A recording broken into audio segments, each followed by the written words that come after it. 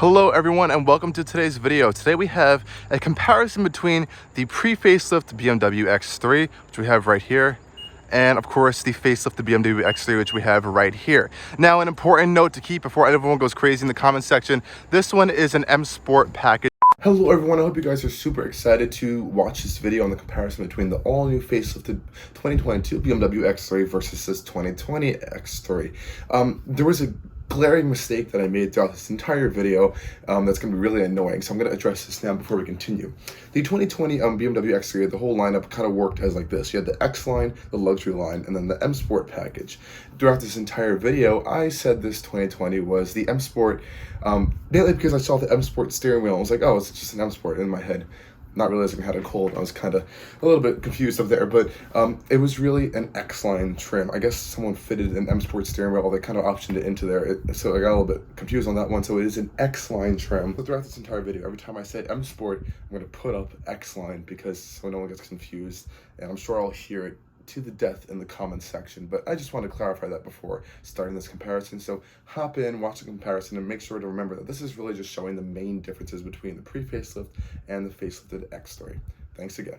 What this video is really, I just want to show you guys the main highlights and new features that BMW changed that are common on all of the 2022 BMW X3s in comparison to the 2020, 2021 and previous X3 pre-facelift that's here. So let's dive right in and I'll show you guys all the new details and stuff that BMW has changed. Okay everyone, so let's start up for the front end first. So we have both keys right here. The keys are identical. To open them both, we just press the key on each side. It should unlock.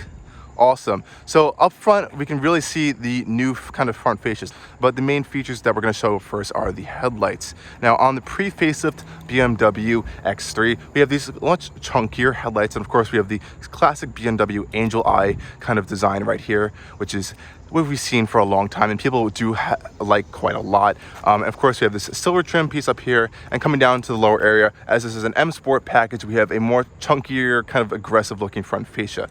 Now another thing to note on this pre-facelift one, this is going to be a big change on the new ones, is see how this grille is separated right here. The kidney grille is separated on this one by this kind of big centerpiece right here. This is still like a body panel part of the bumper, and we have the kidney grille on the right and we have the kidney grille on the left. Now they're separate individual pieces.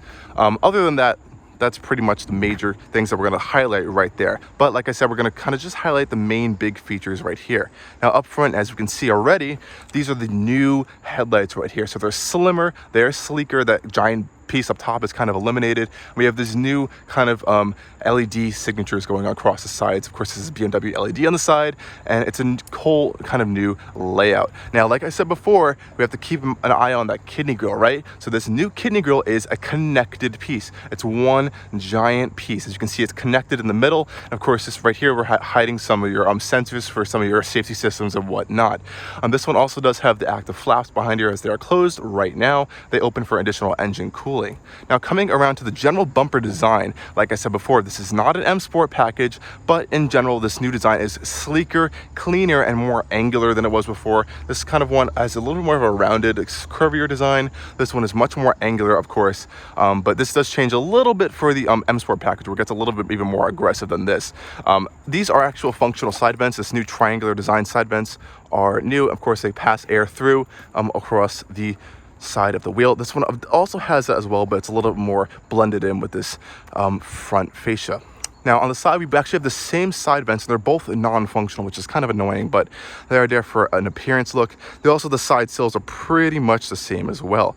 Now for 2022, we do get a few new wheel options, of course.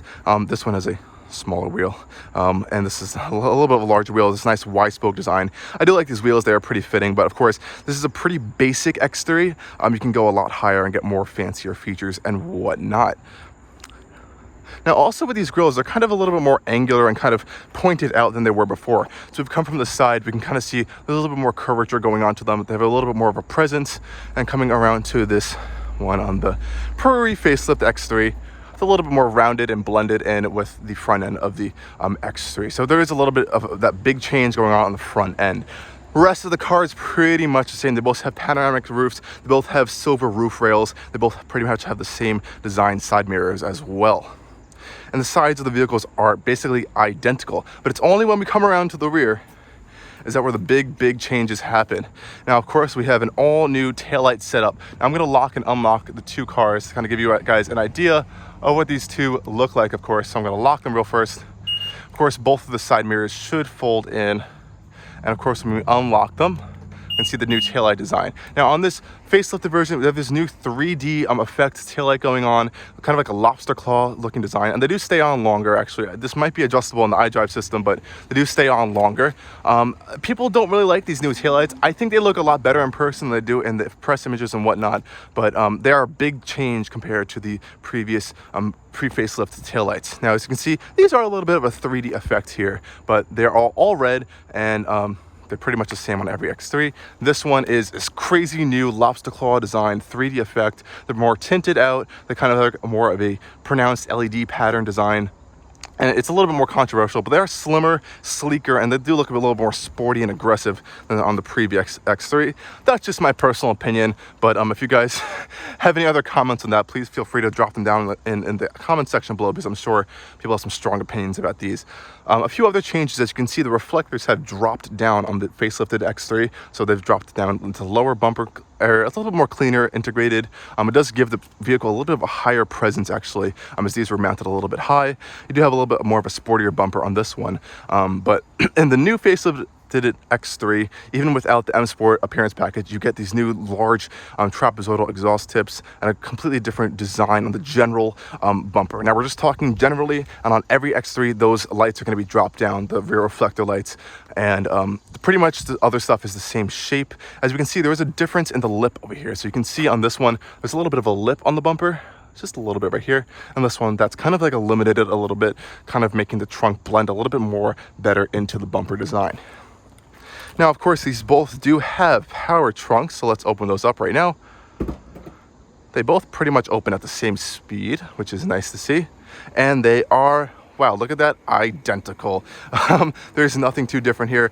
The only difference on this one is this one seems to be lacking the side kind of like cargo tie downs. I don't know if they were removed or it was just a feature, but they're not here right now. They both have this side scuff plate. This one's just wrapped in a protective plastic right now, as you can see on this one. Pretty much the identical same interior in the trunk area. Opening up the boot, same undercarriage storage, same mechanism to close the seats, same whatever. Coming on this one, you guys can see the exact same thing.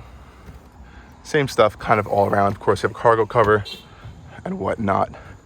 Awesome. And of course, these are both power closing trunks. Now, this one does not have a locking function on the back. This one actually doesn't have comfort access, which is annoying. This one does have comfort access. As you can see, you can lock the vehicle from here, and of course you can just walk up to it with your key and it'll open the door. This one doesn't have that, which is a little bit annoying. Okay, so both of the trunks are closed. We'll lock up the vehicles. You can see this one does have the folding mirrors and this one doesn't. So there's a little bit of a weird mix up with the features here. This one's coming in around $49,000, the new 2022 one. I don't believe I have the sticker on this one right now. Now, first up, I want to go on to the pre-facelifted one because the interiors are actually dramatically different on the two. So that was our quick tour of the exteriors. We're not even going to look at the engines because they're pretty much identical actually. Nothing too big has changed there. This one does sound a little bit louder actually. I have noticed that in all the different modes. So if you have Sport, Comfort, Sport Plus, and the exhaust for the engine, and this kind of sound the same. Okay guys, and I think it's time to go and take a look on the interiors. Okay guys, so I think I have the key for this one. As you can see right now, I'm going to demonstrate this. This one does not have comfort access. Now this is I believe a 2020 X3. So I put my hand to the door, it does not open. There's no button to open it and whatnot. So you have to open it with the key fob. The mirrors do unfold, which is nice, and we'll open up the door. Now, what we're going to notice right now is that the door panels on the two are identical, so there's no point in really looking at them. But coming onto the interior is where we're going to see some changes. So let's hop right inside. Okay, everyone. So on the interior right now, we're in the pre-facelift BMW X3. I'm just going to pop it on real quick. Now, here's the thing to note real quick. So to turn this X3 on, the start-stop button is up here. So we'll turn it on and whatnot. Everything's on. Now, on the upcoming 2022 X3, on all of them, Now, this is the reason I'm showing you this. Regardless of what package or trim you're in, there are main features that are going to be changed. Disregard this. It's not really important. What is important is the main features that BMW has changed in the 2022 X3. So as you can see right here, we have the older generation center console. This is the older kind of like phallic type BMW shifter over here. We have our older style buttons for our drive select modes, and this whole centerpiece is kind of the older style of BMW center consoles. We also have the older iDrive system. I don't know exactly the one off the top of my head, but I know that one has iDrive 7. So it's the latest BMW software, screen, and whatnot. So as you can see, the screen is significantly tiny, kind of in this modern crossover era. Crossovers are kind of hot. And like I said before, this positioning of this has now taken here and gone right down to the center console. I don't like how this is positioned on this one. It's kind of awkwardly placed. It looks kind of like it was just thrown on there as well. So thank God that they moved this down to the center console. Now this piece actually up here is pretty much identical in the 2022 X3. It's just this whole center console piece back is completely different. We can close this up. It's pretty much the same as we'll see in a little bit. Now, BMW also changed this entire front end as well. They kind of lifted it off of the new 3 Series and 4 Series and whatnot to kind of give it that more modern look. So there's the newer climate control settings, which have been transplanted up here. The new climate vents and whatnot have been more sleeker and slimmer and more angular. We'll see in a second. And of course, coming up to the dash, we have the newer style basic gauges on that one. This one doesn't have the full gauges either, but let me see if I can get a better view of that. You can see these have like that semi-analog, semi-digital kind of design. It's all digital, but it has these kind of built-in analog look right there. That's been updated on this one. And on this one as well, which we'll see in a second, you have the option to get the full-on live Cockpit Professional, which is BMW's full digital dashboard, which unfortunately we don't have on either of these cars, but I'll show you kind of what that looks like in an overlay on some magical video editing. Generally, otherwise, the interiors are pretty much identical. This one does have, I think, actual leather seats, or this still feels like the Sensitech material. The other one is Sensitech as well, but that's also perforated, so there's a little bit of a difference there. This one does have heated seats as well. Again, manual thigh support, adjustable power adjustable seats, and manual adjustable tilt telescoping steering wheel. So just take like a photographic memory of the size of the screen, this dash, and this center console. We're not even gonna go to the back seats because they are identical in the 2022 one, but we also have the full panoramic roof here as well. So again, it's just a quick look at this older iDrive style system. We have the tiles, the old BMW tiles right here. This is different on the newer iDrive system, as we'll go check out right now. Quickly, you can see all your safety systems on this one. Configure your different individual settings. They're pretty much the same on the 2022 as well. I think this one still has the scroll to over your presets as well. So it's just kind of the same stuff in a different configuration. So let's go check out the 2022 X3, kind of show you guys what's a little bit different on that one. So we'll turn this one off, open the door, and hop out. Let's go check out the 2022. So again, this one doesn't have comfort access, and I don't know which key's which. Kind of got these mixed up, and we'll just lock this one. Yeah, we'll lock it up, and I'll put that in my pocket, and we'll go check out the 2022. Now, with the 2022, it may not have folding mirrors, but it does have comfort access, so I can keep the key in my pocket and just put my hand on the door, and it's gonna unlock. So that is a nicer feature. Like I said before, if you just look on the door panels real quick, they're identical to this older one, so nothing too different there. Hopping on into the interior, we can see some changes already. So this one does have a little bit of a nicer seating option. We have perforation going on. I'm pretty sure, I've said it a few times, that it has the, Sensitech seats. So it's not leather, it's kind of like BMW's fake leather material. Same thing on the side with the same power adjustments, same manual adjustment for the thigh support. Let's hop in. Close the door. Okay, you would have this exact same steering wheel. So nothing too different with the steering wheel here at all. Let's turn it on. Now, again, to turn it on, you can see that the start-stop button has migrated down to the center console. Push to start, of course. Okay, now let's take a little bit of a tour of this facelifted X3. Now, off the bat, you can see that the gauges are different up front, right? It's kind of that same style of like, it's kind of basic. It's still digital, but it's still kind of basic. They just kind of changed the layout of it. So it's their newer generation of basic gauges. And of course, you can get this in the full live Cockpit Professional, which is a full digital screen. It's all configurable as a hockey stick rev counter and miles per hour and whatnot. So this centerpiece is configurable, though. You can change your different radio stations and it'll change your different drive modes, of course. But other than that, it's pretty basic. Nothing too different there. Like I said before, the door panels are pretty much the same. The air vents on the sides are pretty much the same. But the big changes, of course, are on the center console and the new iDrive system, of course, right? So as we can see on the center console, it's completely different. The shape is different as well. This is transplanted from the newer BMWs. We've seen this a lot before. It's just new to the X3 lineup. So we can see the smaller BMW shifter right here, or it's much more tiny, of course. And we can see, of course, the start-stop button has been migrated from up here and it's been brought down over to the center console. We have our different buttons for our different drive modes: Sport, Comfort, Eco, Pro. Of course, you can configure those in the individual settings on the iDrive system. And of course, the newer iDrive selector down here and whatnot. And of course, it's now this more matte gray plastic. It's kind of more integrated and not just covered in fully glossy black plastic, even though there's still a lot of that. Like I said before, this centerpiece over here is pretty much the same. And the inside, we have the same little cubby right here, 2 cup holders, USB apart, and the X3 badge right here, and it just covers right up like it did before. Now, like I said before as well, this center console piece has kind of been transplanted from all the newer BMWs. So we have the newer style air vents right here, more integrated. Of course, the climate controls have been taken up from here, dropped into here, with this little screen in the center to kind of give you the controls for that. Really nice. This little neural dial right here for the new airspeed, whatever it is. I can't even think of the name of that right now. And of course, we have the newer trim design going across the top. And of course, the big highlight of all things is the newer iDrive system. We have a larger screen, of course. It's still wrapped in plastic. It's so new.